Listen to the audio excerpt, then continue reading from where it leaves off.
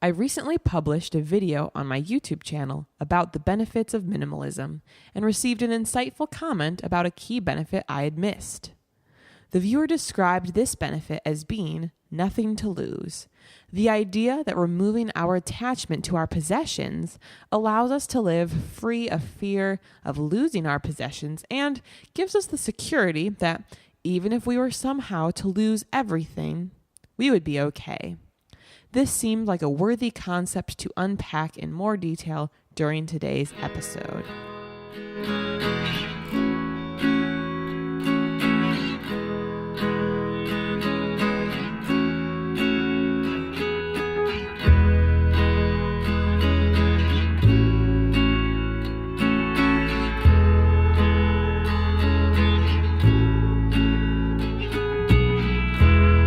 Good morning, good afternoon, or good evening at whatever time or place that you are joining us. You are listening to Jake and Sarah on the Abundantly Minimal podcast, where our mission is to help you create a life filled with abundance by living intentionally. Today, we are on episode 16, where we will be discussing the concept of nothing to lose. Minimalism allows us to discard more than just our stuff, but also plenty of other abstract ideas.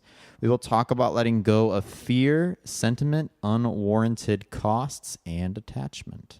Excellent. So just to kind of jump right into this, looking at the benefits of minimalism, I did find, just as far as a little context, I did find it so interesting to receive this comment. You know, I had put out a video, top 10 benefits of minimalism.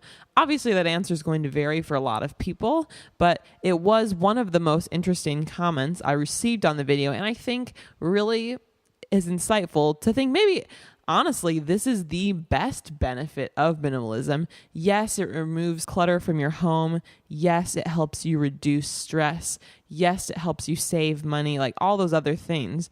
But honestly, this nothing to lose mindset, I think, can offer some of the best benefits and the best potential for us. Well, you know it does, because one of the big excuses I feel like I've always heard for people not going out, myself included, achieving their dreams is, well, I mean, I can't move to XYZ because I have too much stuff, or I cannot minimalize because I am a collector of this or that, and just all these excuses. And I'm saying it kind of harshly, but just all of these reasons that are holding you back, all of these shackles, all of these anchors, whatever you want to call them. So I think that it's freeing. I've noticed, and I haven't achieved it totally yet, but by getting rid of more and more of my stuff, I feel more open to thinking about ideas like, man, I don't want to just live in Illinois forever. I can move, and it's possible. Whereas if you asked me a few years ago, I've already accumulated a whole bunch of stuff that would be a very, very tough thing to do. How could I live without all of these items that I've accumulated? So I think that it's very liberating in that sense. So yeah, absolutely. I think that the first part here to talk about letting go of fear, because even if we don't realize it, there is some fear attached to many of our possessions. Fear of if something got stolen, fear of breaking something or if something's damaged, fear of different disasters like a fire. There's a lot of these different fears here, and even just a fear of like not keeping up with what others have, you know, keeping up with the Joneses, the Kardashians, whatever you're keeping up with. And I think we just have a lot of fear about what could happen to our stuff because we supposedly really value it and care about it. Now, I'm not saying, you know, treat your stuff like garbage. I think we've talked about this in an earlier episode, but the idea of being more stuff oriented in the sense that you actually value the stuff that you have and give it the full attention. So, for example, I have a pretty nice blender. I love it. I use it every day. Smoothies are my jam. For sure, yes. But, you know, it's a valuable blender. It was fairly expensive. It's a high-speed blender. I paid a couple $100s for it. I did buy it, not like used, but one of the refurbished, I think, from the company. But regardless, like, you know, that's a very valuable piece of equipment. So I treat that, well, I most times I do treat that with a lot of care and respect. Sometimes I don't always clean them out right away, but I'm working on it. I've been better recently. But regardless, you know, we have so much stuff and we kind of claim we value it, but we don't necessarily give it a lot of time sometimes. But with this nothing to lose mindset, it helps remove some of that attachment and also some of that fear.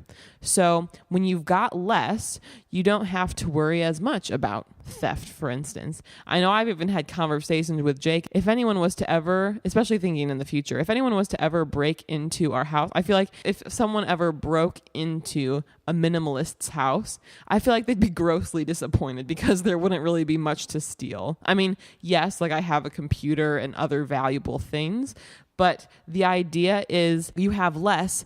It's a lot easier to replace certain items if you need to because you know more of what you have rather than like the miscellaneous stuff that you don't even know you have. I still have some things where I feel like I don't even know what I have exactly, but it kind of gets rid of that and helps remove some of the fear. It also can help in cases of like insurance is something in place, and I'm not saying insurance is a bad thing, but what if something happened to your stuff? Like people get insurance on that. I mean, just speaking, this is a wedding connection, but like I was surprised to hear that people actually insure their rings. They'll insure that so if something happens to it, they can get their money back. I have a $2 ring from that's stainless steel from Amazon, and I love that I didn't have to pay insurance on that. And honestly, if I ever lose it for some reason or if something happens to it, I can easily replace that. And to me, it's not really, I don't have to worry about anything with it. And that's such a freeing feeling. Yeah, I mean, basically, you don't have to worry about stuff. You can actually worry about what's more important, your relationships, your happiness, what you're doing to contribute to the world. I know that for me, stuff has always consumed a good chunk of my thinking space per day. And now as we keep getting rid of more and more and more, and I have less I have to keep track of and less I have to think about, I mean, it's really amazing how like I don't feel the same like attachment to the possessions that I have anymore. And even it's like if something breaks, it's like, oh, well, okay. Minimalism. It's just something about having less. It's like, well, I already had less to begin with.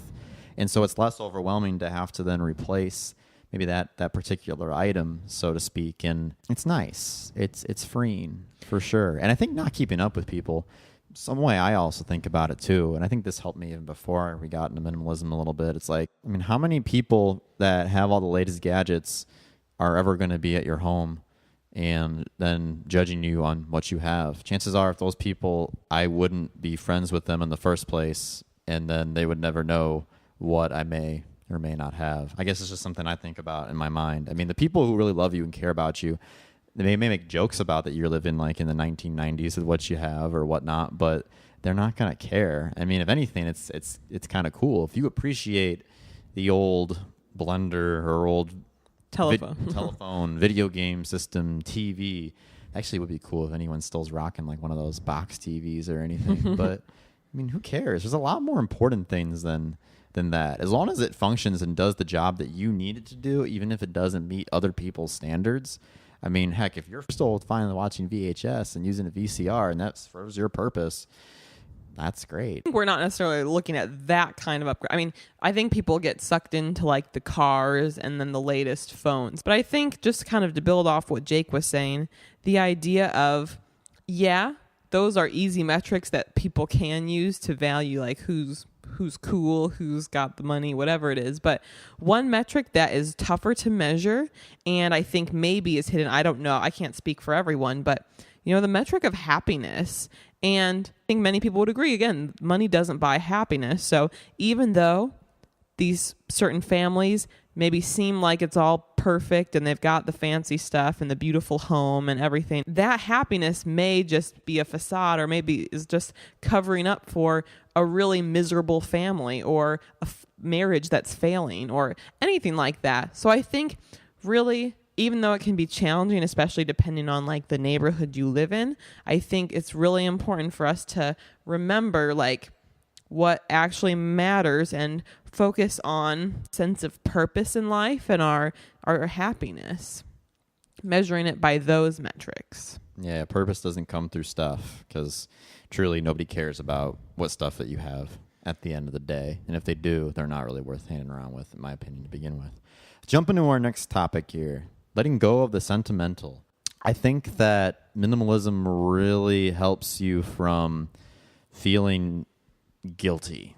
And when I say feeling guilty, I mean feeling guilty for holding on to or maintaining or repairing items that may have meant something either to you long ago but don't really mean that now, or maybe they're items that meant a lot to somebody else in your family, whether living still or deceased.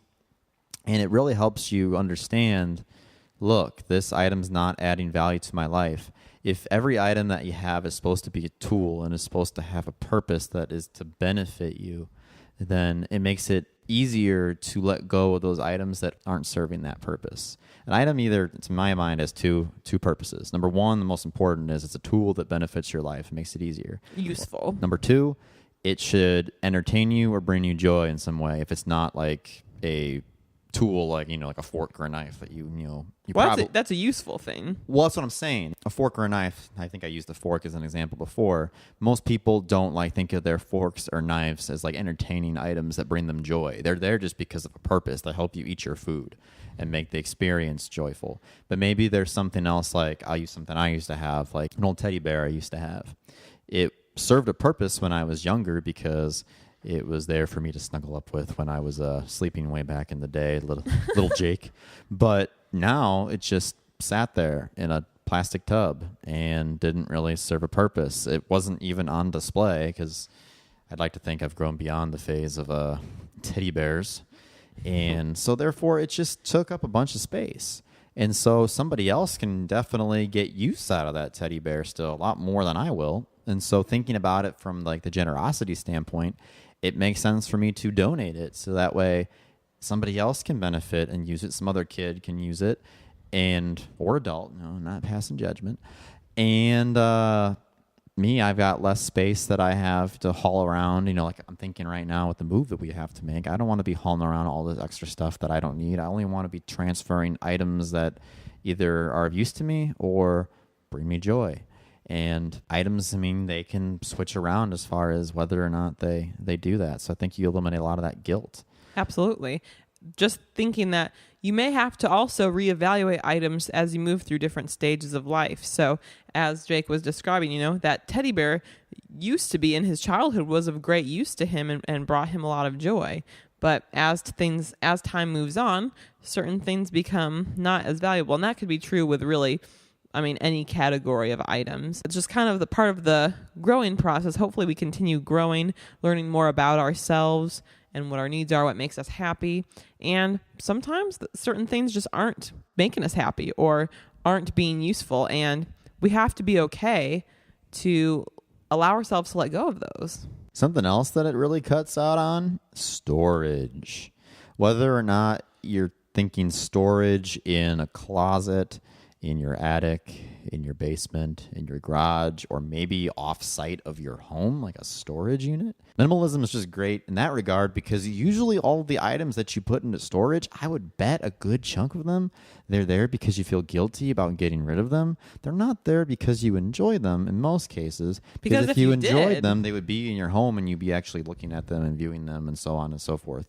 So cutting out on that, we've never had the point where either of us growing up, us or our families, have ever had a storage unit. But I can tell you from my own experience, I definitely had a lot of stuff stored in my closet and other areas of my parents' home. And being in our own home now with Sarah, one of our closets in our current apartment was just filled with stuff. And now, it's not that you're going to get rid of all of your storage completely. I wish it was that black and white. Maybe you can. But everything that's in there for now, at least for me that I've got in there, is items that I value. I've still got yearbooks from grade school and high school. Not going to really have those on display, but I still value those for the pictures of memories in there and messages that people wrote in them, so on and so forth. I'm not saying that you have to completely 100% get rid of all storage. Inevitably, I feel like you're always going to have a little bit just because, even seasonal stuff, certain items, you're right now, I'm not going to be using in Illinois in the middle of June. I'm not going to be probably wearing my winter coat for example, in all likelihood, unless I want to go sweat a lot outside and lose water weight, which I don't know why I'd want to do that. What? Just as an example. Absolutely. And I think that obviously there can be comfort in storage, but if we can really give ourselves the chance to think about these items that are being stored and really decide if those still need to be in our lives, it's really challenging. But I think, those large plastic tubs, they can be helpful, but they can also be kind of a trap. It's like easy. It's easy to have a big plastic tub and fill it with your stuff and just let it sit there.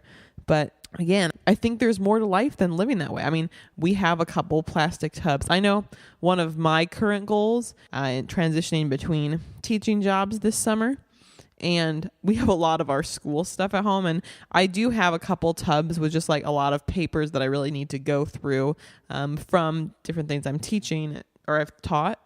And so I think that for me, that's one of my goals, because I don't want to carry around that stuff anymore. I don't want to be holding on to things just in case I'm going to need them. I want to really have a sense of purpose with what I own. And so that's where I think it's so important for us to address these areas where we're storing a lot of stuff. Maybe it's not even a space issue. The American household sizes the average size of American homes has increased dramatically. I think it tripled was the statistic over the last 50 years. And yet we still pack them full of stuff. So if you're listening to this right now and you find that you have a ton of stuff stored, maybe it's a chance to reevaluate if that stuff is still necessary. Yeah, I know for me, I think everything that I have stored up at this point is now just like in one tub. It doesn't even fill the tub to the brim or anything, but it comfortably fits in one tub. The lid shuts, and that's like our childhood stuff. Like we each have a childhood stuff. Well, yeah, tub. childhood or adolescence, whatever you want to call it. It's all in there because items, like if I'm gonna store them, most of the stuff I want to have, it should be used, like out and about, and even if it's like decorative is the first example I think of. It should be something then if I've got it, I'm actually displaying, actually is being used and giving joy, not just something that's sitting in there and not really doing that. I'm not saying that I think either of us are 100% perfect on that, but it's a process. It's a process, but it's definitely a lot better than what it was. Now that I'm thinking about it, I think that the items that I have are definitely in a smaller minority of items that I have that are being stored that aren't really being actively used or are not readily accessible. Yeah, and absolutely. And it's not like storage is inherently evil. We have camping equipment that's stored in our closet. It does bring use to us. It's just that we're not going camping like every day. It's like the winter coat. You're not going to use it all the time, but we do like to travel and camp out there from time to time, so it does serve a purpose. Now if it sits in there for like 10 years and we never use it, then that's time to reconsider, reevaluate. Or maybe before you get to that point where it's been 10 years and maybe 5. The number that all matters to you, it depends on you. Yeah. Let's move on to another topic here. Let go of unnecessary costs. So I definitely love talking about saving money all the time. I am very financially motivated. I think I've realized about that myself more on. But even when I was a kid, I would love saving money. My favorite story, my sister and I were shopping with my grandma, and she was being very generous and wanted to buy us a toy, like a new doll of something. And my sister got one, but I just physically could not let her buy me a doll because I had seen that the doll was several dollars cheaper at a different store, and I just couldn't consciously have her pay more for the product when I knew it was cheaper. Long story short, she ended up giving me the cash for it, and then I waited a few weeks till the dolls were on clearance, and then I bought 2 for the price of 1. So that's one of my favorite stories. That was like when I was in elementary school. But yeah, I'm a little intense. It's only gotten more intense since. Well, now I'm an adult, but regardless, I think that one of the best parts about this nothing to lose mindset is that it can eliminate so many costs. Earlier on in today's episode, I addressed the concept of insurance, and we have some renter's insurance for our apartment.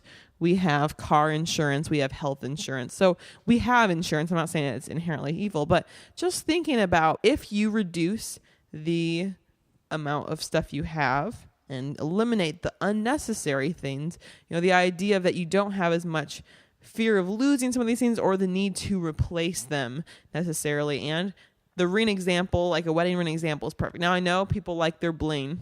If you love your bling, then keep rocking the bling. But for me, that's just one simple example of just peace of mind, knowing that honestly, whoever or however it ended up disappearing, if it ever did, that it could be easily replaced. I know technically, it wouldn't be the exact ring that we exchanged on our wedding day, but I mean, it's fine. It's just it's a ring. It's a piece of metal around my finger. And to not have to pay like a monthly charge, like these monthly charges really add up and they can be kind of intense. Maintenance. If you have fewer items, then you don't have to be spending as much on maintenance, whether that's time, because time is money, time is valuable, whether it's actual physical costs. Like even sometimes I know some people who have people come over to help them clean. And if you have fewer items, maybe you're able to do that yourself. I know everyone's got a different schedule. People do what's best for them. But the idea is that these costs add up from having so many things. I know I always get annoyed. Probably a lot of people get annoyed if something breaks and you have to take care of it. But when you have fewer items, not only if it breaks or if something happens to it, it's like one of your top items. So it's like maybe more acceptable. Like, okay, I have to deal with this, but it's my car or it's my computer. It's like very important to me.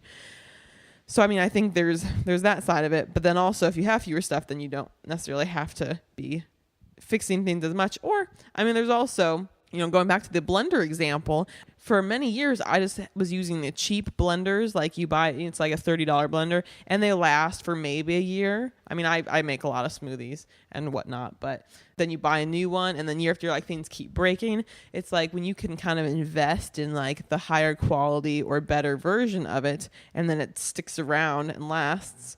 So, I mean, I still have like 3 or 4 more years left on my warranty on my refurbished blender that I bought, and I've had no problems with it these past 2 years or so. So there's that side of things. The storage space, especially if you are paying for a storage unit, but even just the real estate that these storage areas are taking up in your home, I think there's a lot of benefit to removing some of that clutter and opening up more space in your home. And I mean, especially if you've got a storage unit, I know that there's different situations for things, but how amazing would it feel to stop paying for that, to stop needing to drive over to it? I mean, I don't even know how often someone would be going over to their storage unit, but to really think if any of that needs to be there. I don't know what the monthly cost is on storage units, but if you were to just add that up, how much are you spending in a year on that? Like, is that stuff worth it? How long are you going to have the storage unit? I think that having a larger house or apartment is something that can be a cost because maybe we feel as though we need to have a larger space to fit all of our stuff. Jake and I felt that way when we first got our apartment. We have a video about it that we talk about how we wasted $6,000 by getting a bigger apartment to fit all our stuff when we could have gotten a smaller one had we been living how we are now.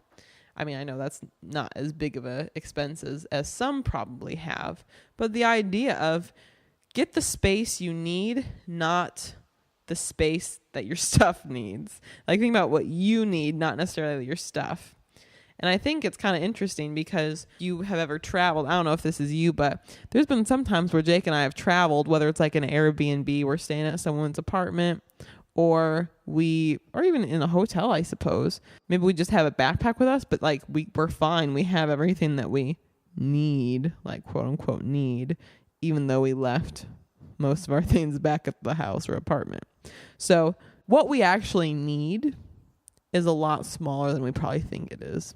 And even though, I mean, you can have some wants in there too. I think it's important to differentiate between what you want and what you actually need because your list of wants is always going to be a lot bigger than your needs. I mean, if you think about like Maslow's hierarchy, what you basically need to survive food, water, shelter, and clothing and the such. I mean, you've probably got all of that. And even if you have a lot smaller of a percentage than what you actually own of all of that, you would be technically fine.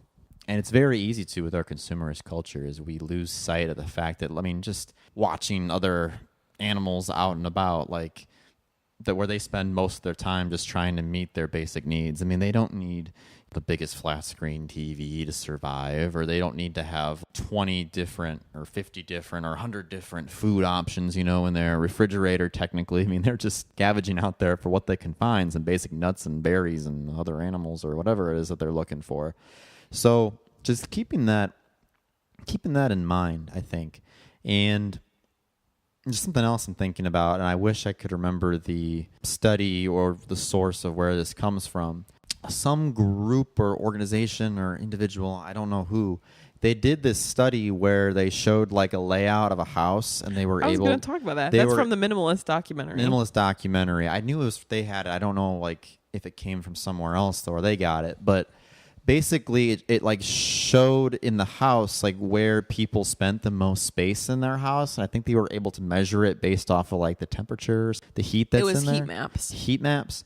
And it goes to show you that many people don't use all the space in their house, or at the very least they use the space in their house, like one room disproportionately to another. So I think one of the rooms was like a dining room, was like little to no activity was happening in there. And I can think of examples from my own, you know, family or friends or whatnot of like that being the case. It's like, man, like this room is like set up so well. How come nobody ever uses it?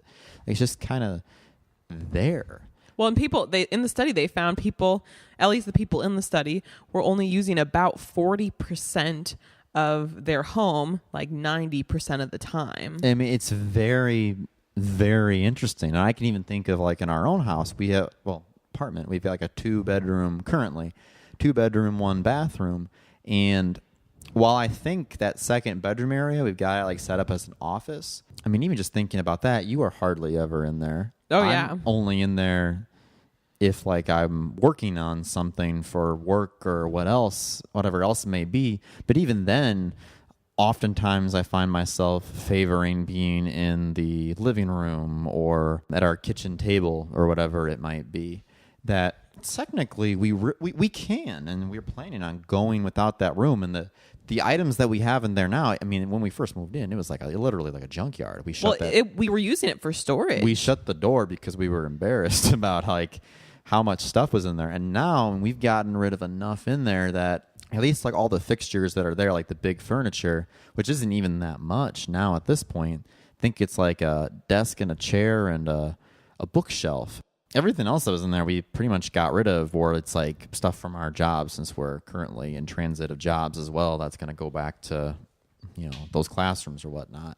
But it's just amazing thinking about, man, we really don't need that whole extra room. And I think also, too, the idea of the unnecessary cost of upgrades. Now, I think it's tricky, and technically, Jake and I can't speak from experience because we're not really people who upgrade. I'm still using a flip phone, and I'm very stubborn about it. So I think sometimes with different contracts, they kind of incentivize you to get the upgrade because why not? But when we really think about what is necessary, that upgrade is probably not necessary. And if there are costs involved, you know, maybe the individual cost of that one upgrade doesn't seem like a lot, but when you keep living a lifestyle of upgrades, I think that can really add up. And like, is the cost justified? That's a question. That's a tough question to think about. For us, like I said, we are not people who really upgrade unless the other one is literally broken or is no longer functioning. And I think if you look at phones, for example, and I have no evidence to base this on, this is pure speculation, but one of the common complaints, I guess, that I've seen with smartphones and whatnot is for how expensive they are, they're incredibly fragile. And they break incredibly easily. I mean, you see people with like the cracked screens, and maybe you happen to have a cracked screen.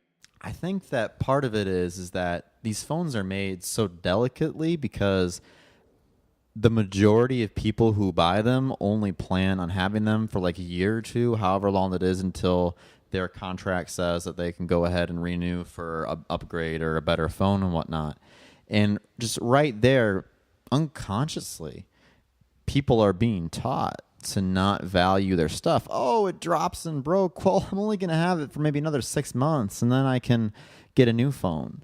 Versus, or I guess like with our phones or whatnot, I mean, Sarah, she's had this like flippy phone thing since, with like tape on the back of it, since I met her like almost 5 years ago. I've had the phone for over 7 years. Seven. Now. So yeah, even before we knew each other. And she's proud to say it, she's got an extra one just like it in the box, ready to go when this one is done, whenever that is.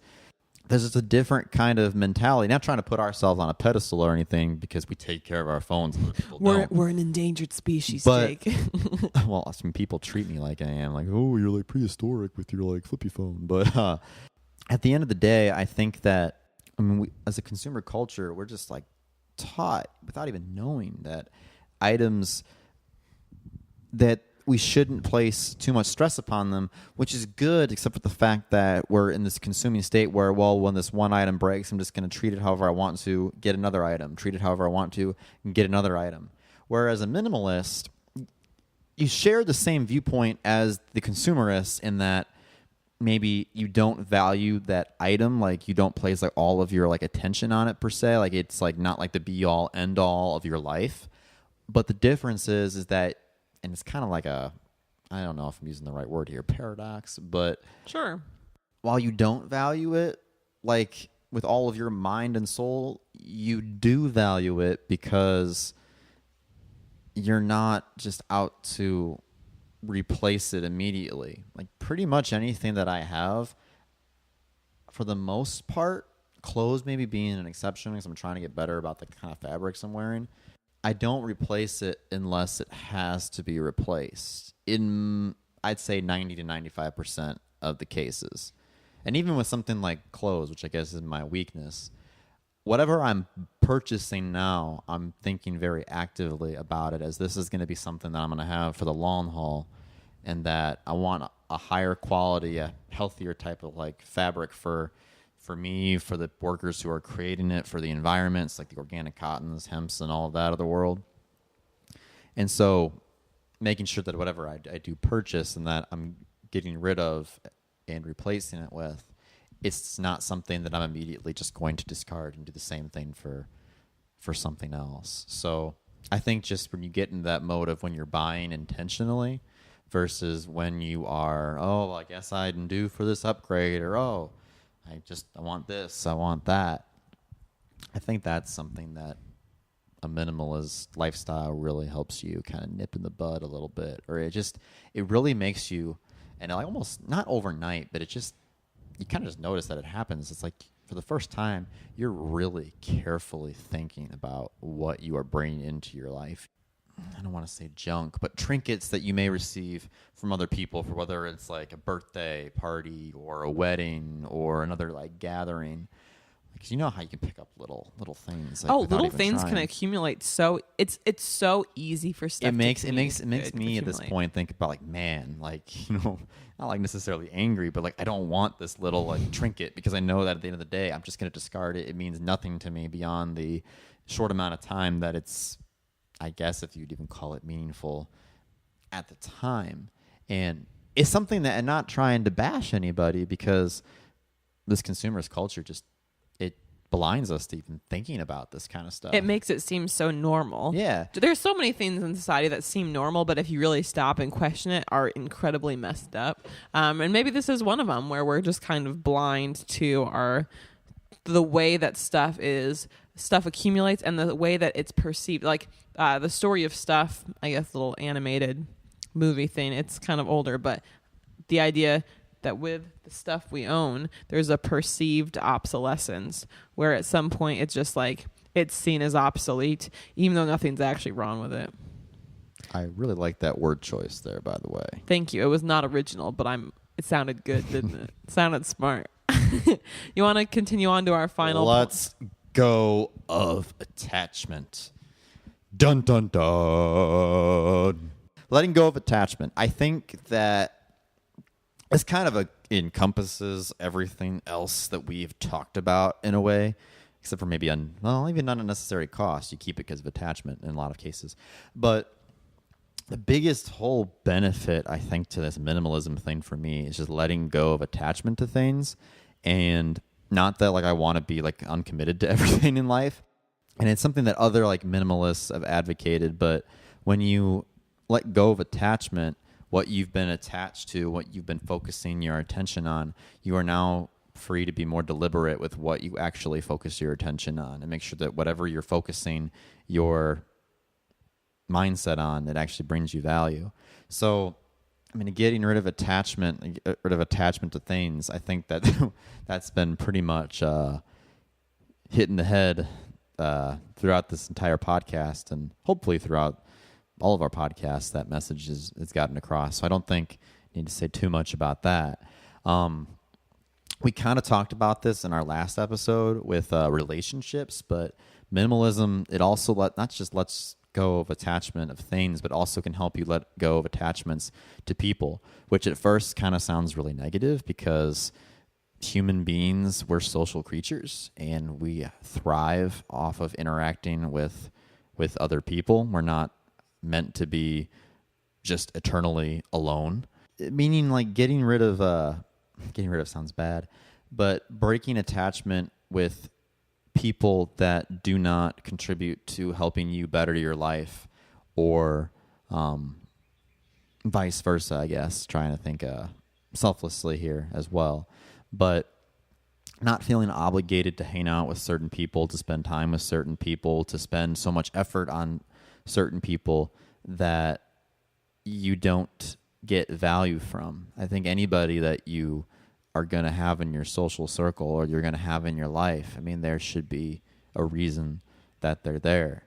I mean, life is too short to be spending it on those that don't make that much of a difference to you. And it's not like trying to say this like in a negative way or anything. I think we think about this a lot. I think with like romantic relationships, we always talk about don't be spending your life with a romantic partner that doesn't bring you joy and value. But I think this also goes beyond that into other circles as well. I mean, even friends that you have. Just like in relationships, people can change. In friendships, people can change. People evolve. People grow. It's okay to break that friendship.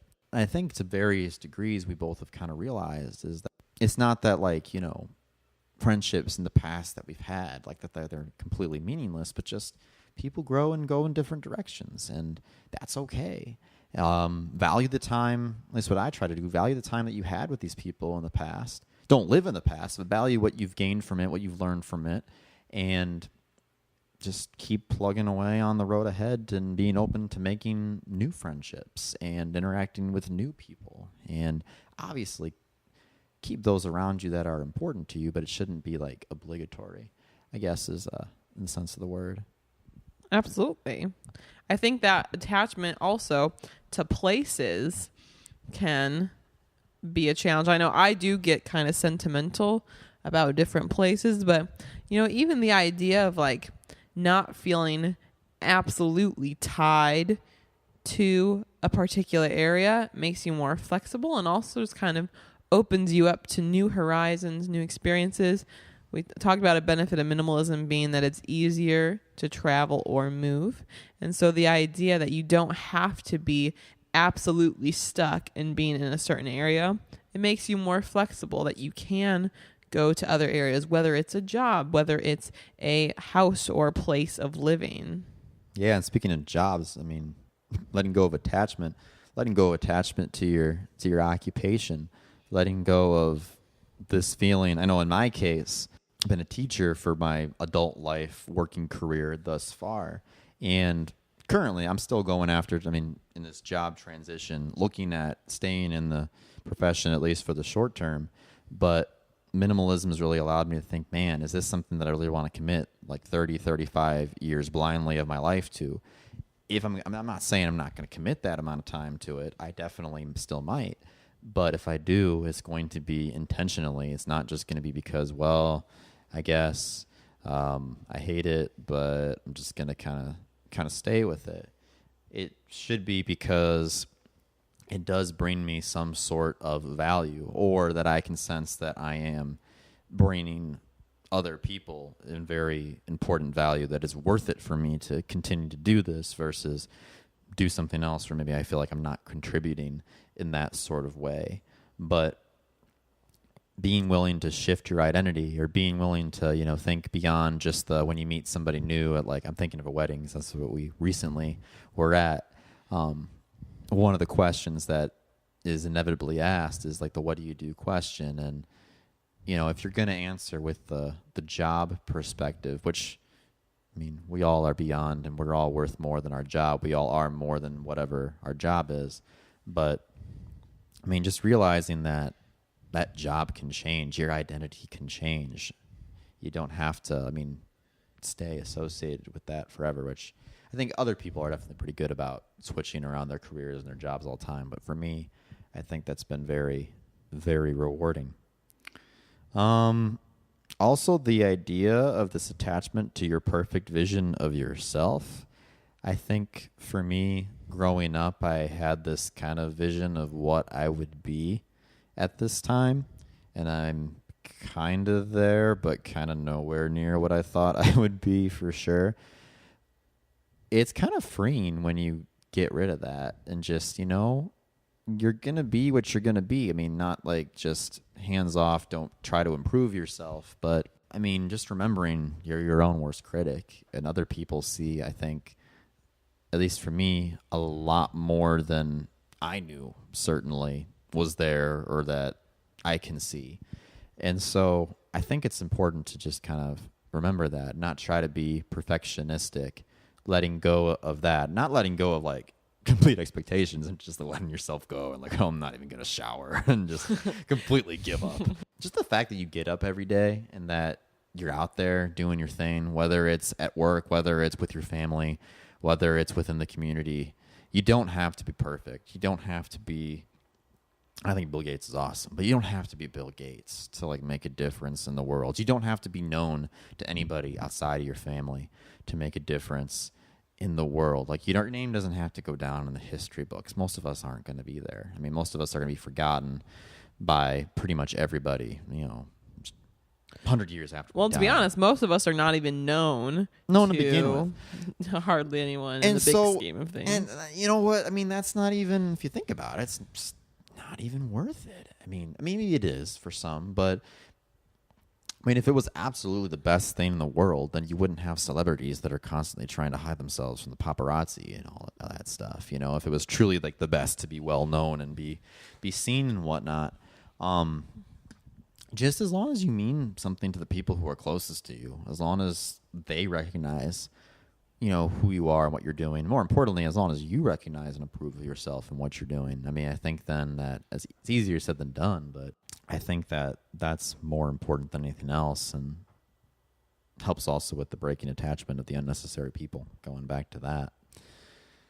And then I think finally, this kind of relates to what was just discussed, but the idea of letting go of the attachment to who you thought you were and what you thought you wanted, like when you were younger, and just being open to how things change.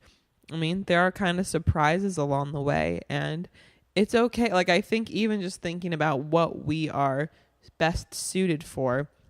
I know when Jake was describing some of his challenges when he was deciding if he did want to continue on the path of being a teacher, one thing I would talk about with him is the idea of, maybe this was the path that you thought you wanted, but the idea maybe that's not the job that you're best suited for. Jake and I are both introverted people. I know I'm very social in different situations and I enjoy talking to others, but I think where I recharge as an introvert, and sometimes teaching is not really a job. For introverts, I think it can be. And I love teaching myself, but the idea that there are different jobs that maybe are best suited for who we are, or there are different things that are better suited for us. And just kind of acknowledging our own needs and having self-awareness, really. So to kind of wrap up here, I do just want to make one announcement. This is actually our last episode of the podcast, at least together and for the time being. as far as the rationale for that, I mean, we've had a really nice time recording these episodes for you guys and hope that maybe they've given you some value as well. And the episodes will still stay up on our website, as well as I know some of them are on YouTube as well, and iTunes. They'll still be there even though we're not going to be recording new episodes. So they'll still be there. But I think for us, it was just kind of deciding what is most valuable, and it's kind of a minimalist thing to do, just thinking about what gives you most value in life. And I think personally for me, I'm finding a lot more value with my work on YouTube right now than on the podcast. You know, there's been more of a community that's building there than what we felt with the podcast necessarily. And so I feel like that's kind of a direction where I want to spend more of my time and channel more of my time into the YouTube channel as well. So I think that's kind of a motivator for me, as well as some of the costs associated with podcasting. It is a bit more time consuming than also the expense of having like the media host, which is kind of a behind the scenes part of it, didn't really seem justified for sort of what the outcome was. Yeah. I mean, I would repeat a lot of what you said. Just for me, having the time and the energy to properly continue doing this, it's just not there right now, that it would be a disservice to ourselves and all of you guys who are listening to this if I know from my perspective wasn't going into this with complete 110%, even though it's not a real percentage. You get what I'm saying there. So like Sarah said, I mean, it's the end for now, but doesn't mean, don't ever like to do absolutes on anything like this. They're never coming back ever. But it just seems like the right move for both of us to make with the podcast at this point. But we really have enjoyed doing this and trying it out. That's how you learn and you grow, as you give different opportunities a chance and see it through. But just like we were saying earlier, not staying committed just because you feels obligatory. I mean, the commitment should be because it's a commitment that you continue to want to make. And right now, we're just not at that point where it's completely out of our desire that we want to do so. So look forward to communicating with you guys through other avenues. Absolutely. If you have enjoyed our messages thus far in our podcast, definitely check us out on YouTube. Abundantly Minimal is the name of the channel. AbundantlyMinimal.com is kind of a home base because you can see all the YouTube videos there as well as posts. I do hope kind of that in lieu of doing this podcast, I do really want to get more into blogging and writing, doing more written content on the blog, because that's really something I feel like I haven't done much of. And even, kind of having more of like a newsletter, some of those other things that I feel like I haven't been able to do, those are things that I value and want to I guess I'm looking forward to in the times ahead. So you'll definitely still see us in a lot of those places and can view some of our content there. But we've really had a pleasure recording these episodes for you guys and hope you have an awesome day. We'll see you around. Bye.